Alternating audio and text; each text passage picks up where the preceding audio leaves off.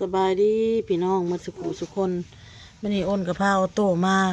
หาน้องบอลพี่น้องเลยมาหาน้องบอลมาเล่นน้ำน้องบอลพี่น้องเพราะว่ามีอันFCนะพี่น้องเนาะก่อนอื่นอ้นก็ขอบคุณพี่หนูนาเด้อพี่หนูนาอ้นก็ขอบมุกขอบใจขอบพระคุณพี่หนูนาหลายๆเนาะเพิ่นฝากเงินมาให้1,000 บาทที่แรกเพิ่นให้อ้นน่ะไปกินก๋วยเตี๋ยวกันเนาะพี่น้องเนาะกินก๋วยเตี๋ยวกับพอดีอ้นก็กินก๋วยเตี๋ยวพอดีกับพี่เอื้อประทักมาแต่อ้นก็จ่ายค่าก๋วยเตี๋ยวให้สาวนอมไปถ้วยนึงเนาะพี่น้องเนาะแล้วเราก็เลยอยากให้เฮ็ดยำเฮ็ดหยังกินกันสู่สาวนอมกินสู่แม่น้อยกินอ้นก็เลยว่าอ้นน่ะสิบ่ได้อยู่เซโนอ้นว่าอ้นสิเข้ามาหาลูกหรือว่าสิให้สาวนอมกับแม่น้อยบ่เพิ่นก็เลยว่าเพราะว่าอ้นน่ะสิเข้ามาหาลูกสิเข้ามาหาน้องบอลกับย่าเนาะเพราะว่าช่วงเวลานี้อ้นน่ะอยากมาอยู่กับลูกพี่น้องอยากมาอยู่กับลูกมาใช้เวลาอยู่กับลูกเพราะว่าตอนน้อยอ้นได้ไปเฮ็ดงานแล้วจะบ่ได้อยู่กับลูกเนาะพี่น้องเนาะเที่ยวมาหาลูกมาเล่นน้ำลูกมาถ่ายคลิปถ่ายหยังนี่แหละน้ำลูกน้ำเต้าเนาะแล้วก็เลยว่าย่าถ้านั่นแหละตั้งน่ะเอาไปซื้อสู่หญ้าน้องบอลกินสู่น้องบอลกินเนาะแล้วก็ส่วนที่เหลือก็คือให้อ้นน่ะเก็บไว้พี่น้องเพิ่นว่าอ้นกับบ่ฮู้แนวสิซื้ออ้นมีแต่สิไปซื้อตำแล้วก็ซื้อไก่ตุ๋นเนาะพี่น้องเนาะมาสู่หญ้าน้องบอลแล้วก็น้องบอลกินอ้นว่าสิไปซื้อตำซั่วแล้วก็ซื้อไก่ตุ๋นตัวนึงมาสู่กินแล้วก็สิซื้อว่าอยากซื้อสิ้นแห้งเนาะพี่น้องเนาะสิ้นแห้งมาไว้ให้น้องบอลเนาะพี่น้องเนาะให้น้องบอลกินเนาะพี่น้องเนาะจากหมัด1-2 มัดไว้กินแล้วส่วนที่เหลือก็ให้เจ้าเก็บไว้เพิ่นว่าพี่น้องอ้นก็ขอบมุกขอบใจขอบพระคุณเอ้ยเป็นหลายๆเด้อเด้อขอบพระคุณหลายๆอ้นก็ขอให้เอ้ยมีสุขภาพร่างกายแข็งแรงมีแต่ความสุขความเจริญเด้อปรารถนาสิ่งใดก็ขอให้ได้สิ่งนั้นเงินไหลนองทองไหลมาขอบพระคุณหลายๆขอให้โชคให้มานให้ร่ำให้รวยกว่าเก่าเด้อพี่เด้อขอบมุกขอบใจขอบพระคุณหลายๆมาแล้วย่าน้องบอลยังอาบน้ำอยู่พี่น้องเลยก็อยากเห็นเนาะพี่น้องเนาะมันขาวอันนี้เรายังอาบน้ำอยู่เราอาบน้ำแล้วเราก็สิไปตลาดพี่น้องไปตลาดแล้วก็สิไปซื้อตำซื้อหยังมาแหละมาสู่กันกินอยู่นี่พี่น้องแล้วเราติดตามเมืองพี่น้องเลยเพราะว่าสานอมอุ่นกะไปส่งพี่ดีไปพ่อกันพี่ดีเอ้ยเปิดผากมากอะพี่ดีไปเอาเงินพี่ดีไม่น้อยเพิ่นก็ไปแลกเงินกับพี่ดีไปพ่อกันอยู่หันเนาะพี่น้องเนาะพี่ดีสาวน้อยก็เลยส่วนสาวนอมไปส่วนอ้นน้ำส่วนสาวนอมไปน้ำหั่นแหละไปลิ้นเฮือนสาวจอยพี่น้องอ้นก็บ่ได้ไปเพราะว่าบ่เต้เราไปเฮ็ดเวียกบัดนี้ป้าออโต้ไว้น้ำป้าเราก็โทรนำเนาะพี่น้องเนาะพี่ดีต้นเพลนบ่เต้เลิกงานมาแล้วก็มาจอบเบิ่งลูกกะอ้นก็ยังบ่ได้เข้ามาบัดนี้ฮะเราก็โทรนำบ่เต้ก็เลยอ้นก็เลยได้มาพี่น้องเลยได้เข้ามาก็เลยบ่ได้อยู่ลิ้นอยู่กินอีหยังกับซุเพิ่นอยู่เซโนก็เลยเข้ามาฮอดสวรรค์แล้วอ้นก็เอาออโต้พาออโต้มาลิ้นน้ำอ้ายมาลิ้นน้ำทาบอนนั่นแหละมาหาทาบอนกับไปเล่นน้ำหมูไปก็หลายพี่น้อยทาบอนก็ได้รอหญ้าเพิ่นอาบน้ำก่อนซื้อไก่ตุนพอน้องบอลเราก็มักกินไก่ตุนเนาะพี่น้องเนาะแล้วก็สิซื้อตลาดละมีหยังเป็นกระต้มขนมมันแหละน้องพี่น้องมาสู่กินน้องลูกข่อยก็สิรับไปมันเย็นเลยพี่น้องในตลาดเฮือนเราเนี่ยมันเย็นนะสิรับแหละคันรับกับปะให้นอนในนี่แหละคนสิไปตลาดผู้เดียวพี่น้องเรานอนในเตียงนี้เอาว่าสั้นกับอุ้มขึ้นไปนอนอยู่เทิงเปิดพัดลมมาอยู่เทิงเพราะว่ามืดผ้ามืดพ้นมาคือพ้นสิตกในพี่น้องของนอกมืดนะเดี๋ยวอุ่นสิถ่ายมาแล้วพี่น้องตาบอลพ้นตกพอดีเลยมากระหมูมาพอดีนั่นเลยหมูเปิดหัวจะค้นพอมาลายก่อนมาแล้วมึงเอาหมดเขาเลยใช้มัดระบอกหมูบายดีเนี่ยลูกบายดีป้าบายดีนี่อันนี้กับหมูลูกทรายหมูลูกทรายพี่น้องยังบริมัดแล้วพี่น้องพากันเข้าไปดูโรงเรียนเบียดพวกละลายหนึ่งแก่งทุกคนนะแม่ว่าสิไปอันนั้นพาไปหลอกแคมป์คลองคือฝนตกแต่ว่าแม่ว่าสิพาไปเล่นแคมป์คลองผมก็ยาวเลยนะพาไปตัดผมเลยพี่น้องเลยที่เงินเอื้อยเป็นหายมากโอนพาลูกไปหลอกเล่นแคมป์คลองพี่น้องแล้วก็พาลูกไปตัดผมพี่น้องพอโตมันรับฝนกระตกพี่น้องตอนนี้ฝนตกพี่น้อง คนละฝนตกเศร้าเลยนั่งอยู่นี่ก่อนอ้นก็ได้อยากไปซื้อแนวกันมาสู่กินก็ไปบ่ได้ที่แรกออโต้รับกับสิป้าไอ้นอนในเตียงขาป้าให้เราเบิ่งให้แต่สิแลนไปตลาดนี้พี่น้องไปซื้อของกินมาสู่ลูกกินมาลูกใส่ตุนนึกอยู่เลยหมักกินพี่น้องเดี๋ยวซื้อมาสู่กินซื้อตำสั่วแล้วก็ไก่ตุนเนาะมาสู่กินแล้วก็กินแล้วก็สิพาลูกไปหลอกเต็มท้องแมลงพี่น้องเลยคนตกแห้งเกิดงานน้องบอลอาบน้ำเพิ่งแล้วพี่น้องเราเห็นหวานแล้วนั่นเราอาบน้ำเพิ่งเลยโดนเลยมันมือแล้วมือผ้ามือฝนพี่น้องมือผ้ามือฝนโหเบิ้งค่ะ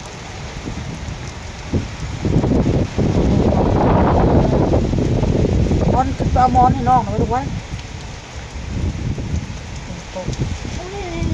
ขึ้นไปเอามอนกับอาบน้ำแล้วเราคนตกพอดีเนาะสินเจ้าเปียกได้กู้เข่าไหม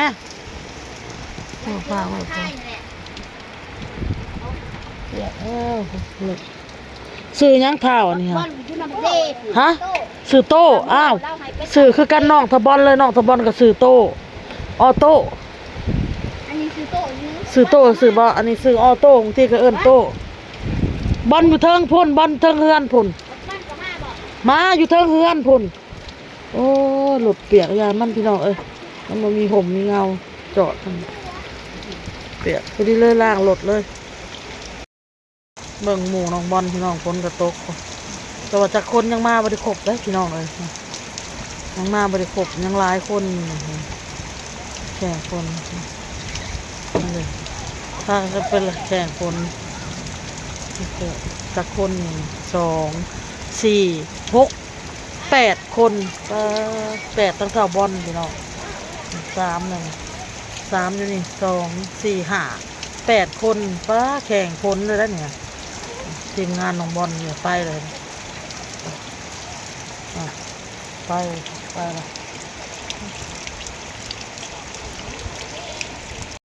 ยังมาบริขบได้พี่น้องเลยยังมาบ่มืดแต่มามืดนะเจ้ามืดเมื่อไหร่นี่ค่ะ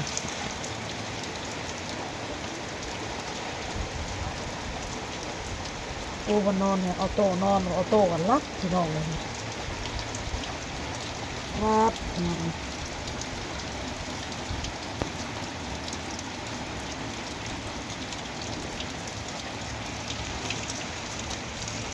คนตกพี่น้องอันนี้ก็มาตลาดต่อบ่นี่จะแบบว่าหน้าโทรบอกเขาเลยเขาเรียกที่ดาราเขาเลยเขาคงเข้ามาที่ไหน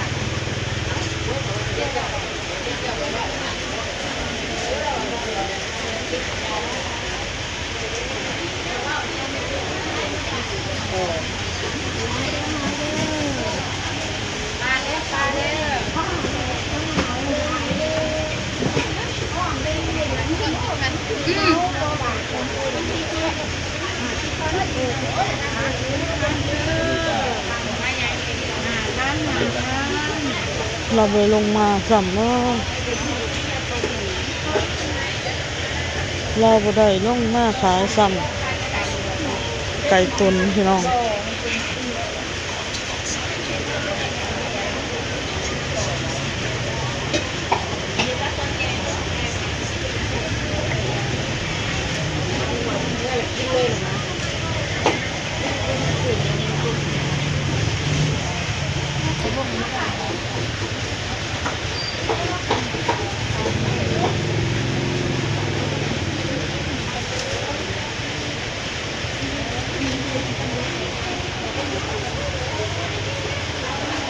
บัตรทอน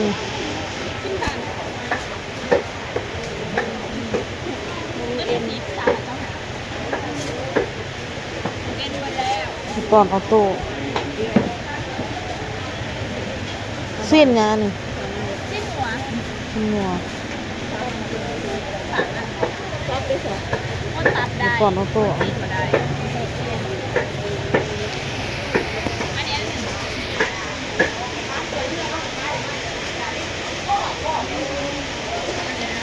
ซื้อหกกล่องออโต้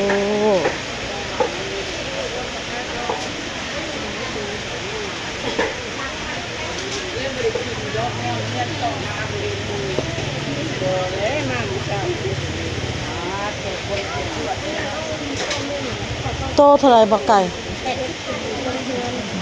ตัวหนึ่ง80ตัว100 กว่าบาทถ้าเป็นเงินไทย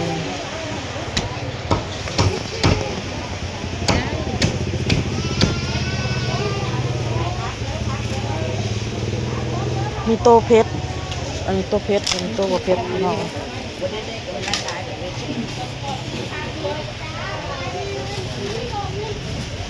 เอาตัวหนึ่งเอาเพชรเอาต้นตัดตอน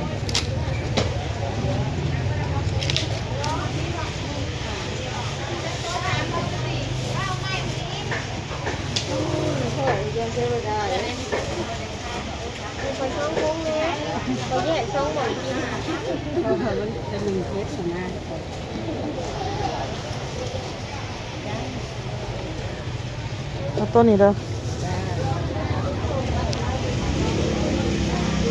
ต้น80ตกเป็นเงินไทยกับ100 กว่าบาทเนาะ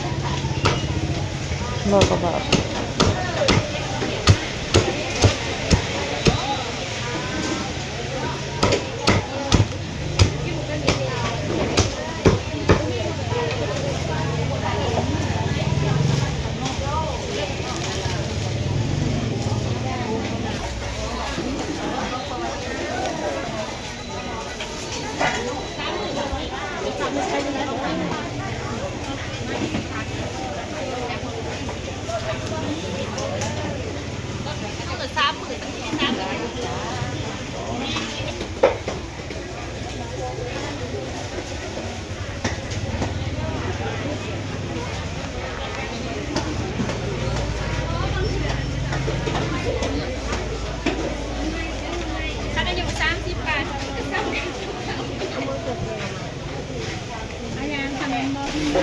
ซื้อซอยร้านไทย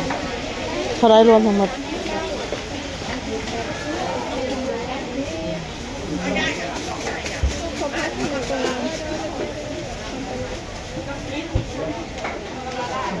ขอบใจมันนี่อ้นเขามาแวะซื้อตั้มพี่น้อง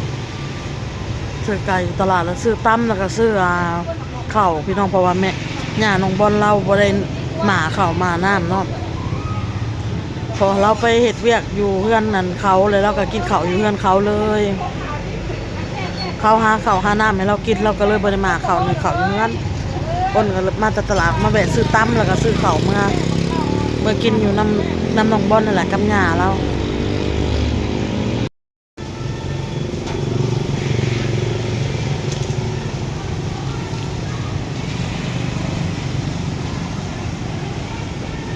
ตำหงควันบางหนัก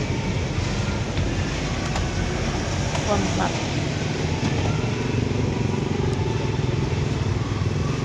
ตำหงไปกินเอาพี่น้องกับข้าวโลหนึ่ง